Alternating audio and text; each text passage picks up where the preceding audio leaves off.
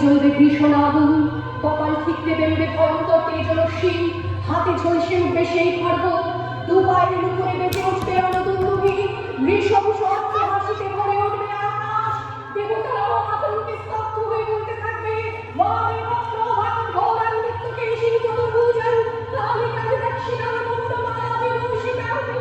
বিভৎস দাবানলের মতো অনির্বকে থাকবো, আর আমার এগিয়ে যাওয়ার পথের দুপাশে মুন্ডহীন অসংখ্য দেহ ছটফট করতে থাকবে।